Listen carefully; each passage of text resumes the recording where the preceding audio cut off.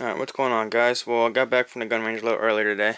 I was taking apart the two pistols that I brought out, and I noticed that, well, not that I noticed, I actually knew, but I don't have these two feed ramps polished, so I figured I'd make a quick feed ramp polishing video. I do it to every one of my pistols. Obviously, these two don't have it done. It's not a proven thing, but I do think it helps out reliability a little bit. As you can see, this one on the right has a little bit of marks up top, and right here on the bottom is a little speck, and that's just from the casings hitting the feed ramp. And this one on the left, as you can see, the paint's starting to wear off. So I kind of just like to polish them up, get them real nice and smooth.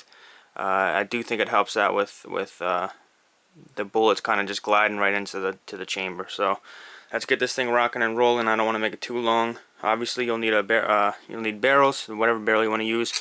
I kind of just have this cheapo vise, and you can kind of tilt it up and down, back and forth, however you want to. What else you'll need is you don't technically need this, but a Dremel is always a good thing. It's going to be a lot quicker.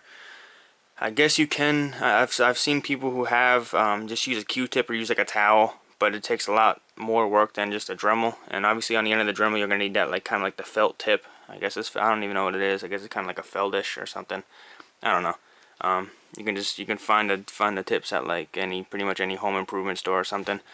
You will also need polish. This is just Mag and aluminum polish. It's made by Mothers, which is kind of like a car brand. So it works decent.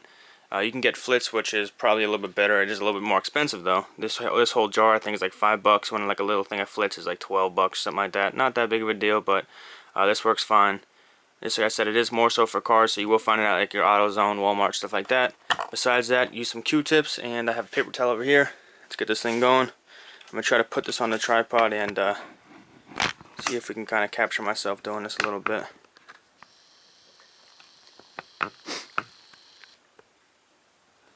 Actually looks pretty decent. Alright, so I'll try my hardest to keep my hands and everything out of the way, but pretty much what you'll do is this is, as you see, this is how it comes. It's kind of drying out already a little bit, but it'll still work fine. So you just want to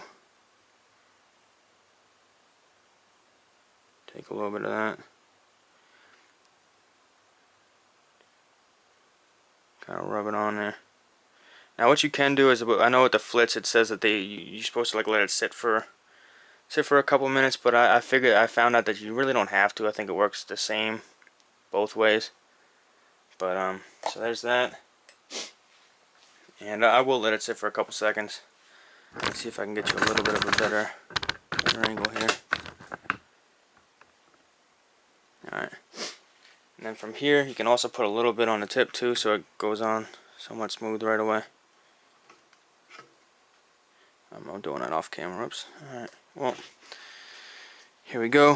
One thing that you want to understand that you don't want to do is you don't want to switch any of the angles, obviously, so you don't want to freaking be pushing down and going crazy on it. It really doesn't take too much. It might take maybe 1 or 2 times of taking, pretty much taking all this stuff off and then applying another coat. So I'm just going to put the Dremel on probably not like 1.5 right now. The other thing is you might want to wear some eye protection because things do kick around sometimes, but I'm actually going to put it a little bit lower. There you go. And you just want to kind of just hit that feed ramp.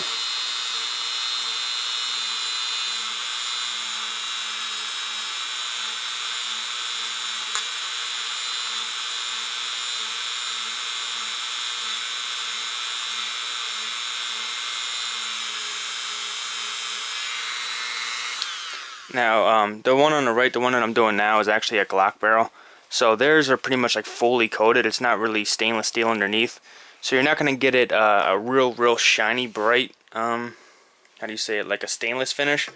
But you can get it, you will notice that it does get a little bit more shiny. Now the one on the left, you'll see it gets a little bit, like, it pretty much goes down to bare metal. But let's put a little bit more on this guy, and we'll do one more round. Again, you don't want to go crazy on it, just something little, something light.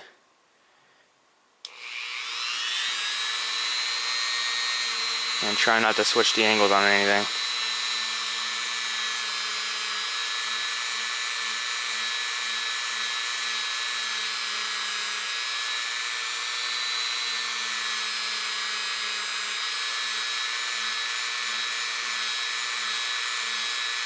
I mean, it is really hard to take down the metal that much that you are switching angles, but you do want to be careful of that.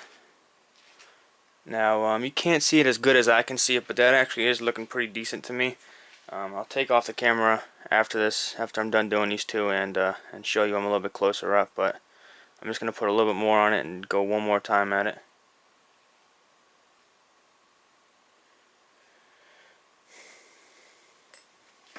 Get this last one done.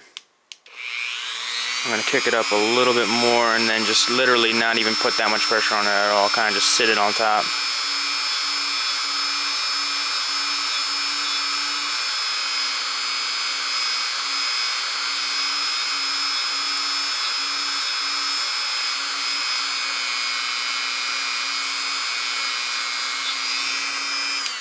Alright, that's about good for me. You'll be able to see once I get the camera a little bit closer that it did take off those two marks, and it is a little bit more shiny now. Now this left one is pretty much going to go down to almost like a real shiny finish, because I'm pretty sure that the paint on this is real light, so you kind of get it right down to the stainless steel. Am I still in frame on that one? Yep. Alright, let's get this one going.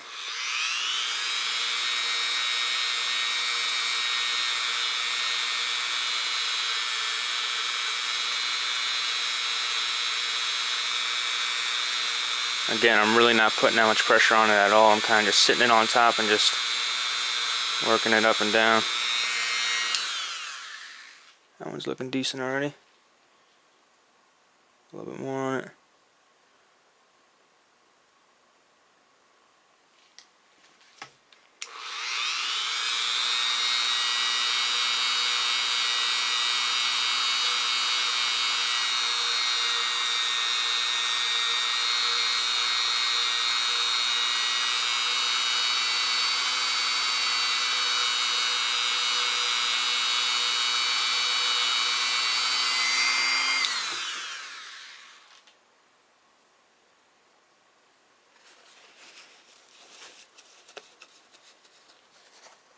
Yeah, that one's pretty shiny.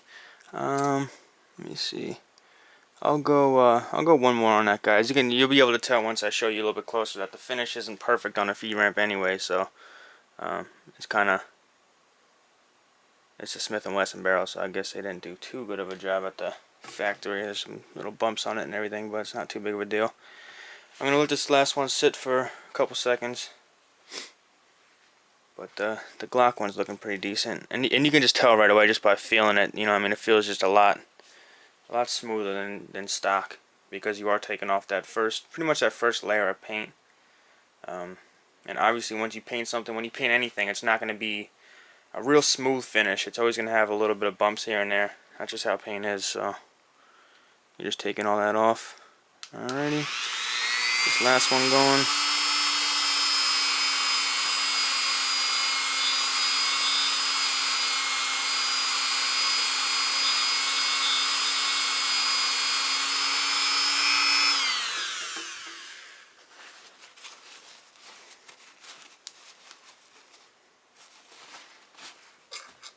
Loosen this up.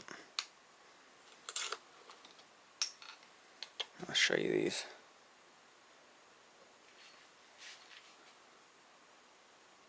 And you can just see the light just shining off that guy. Let me bring it out a little bit. Let's see if I can just bring it closer to the camera. I'll try to. I don't know how well you can see that because it's just shining, but it's almost like a mirror finish on that guy. And same thing, I mean, once you do it, man, you can just feel how slick it is. Now, the one thing that you do want to do, though, is since, especially with the Smith & Wesson barrels, the Glocks, you still want to do it, but not, you probably don't need to do it as much. I'll show you this one really quick before I start talking. As you can see, it's not too much of a, still got that mirror finish, but it's a little bit darker. It's not straight stainless steel like the other one is. But, now, if you do this, what I was going to say was, you want to put a little bit of oil on it. I keep all my guns in the safe, and I have the safe pretty much humidifier, or what do you call it? Humidified, so I have it always right around 50 humidity, so that's not going to cause anything to rust. But if you're just sitting them out on the counter or something like that, and it's a little humid, out, then the chances are slight. But you know, I mean, there's a chance that you can get, especially on this one, you can get a little bit of rust on there because it is. Let me see. Yeah, it is pretty much straight metal. You know what I'm saying? So definitely put like a little coat of oil on it. I'll try to give you a close up on this if you guys can see what I'm seeing. There's definitely a little imperfections in the barrel or in the feed ramp. There's one over on this kind of this corner right here. I don't know if you guys will be able to see it, but that's one of those things that there's really nothing you can do about it. Buffing it up will help it out a little bit, but it is what it is. This Glock one is pretty much damn near perfect. This thing is just smooth. Oh, and this is actually from a 26. I didn't show you guys this yet. I actually just showed you the serial number, but I don't think that's that big of a deal. But from the 26, and yeah, I didn't show you guys that one yet. I'll get a little range time with that and see how it goes. I pretty much just took it out today for the first time. I'm not gonna lie to you though. I loaded up the first magazine with 5 rounds, and I had 2 failures to chamber. Failures to go in the battery, so that kind of sucked. But after that, I shot another 45. I went through a case, and it shot fine. So I'm not going to be carrying that anytime soon. Whenever something like that happens, I make sure that I put it through its paces. I make sure I want to get at least 400 rounds to it without any more problems until I start carrying it and relying my life on it. So we'll do that then.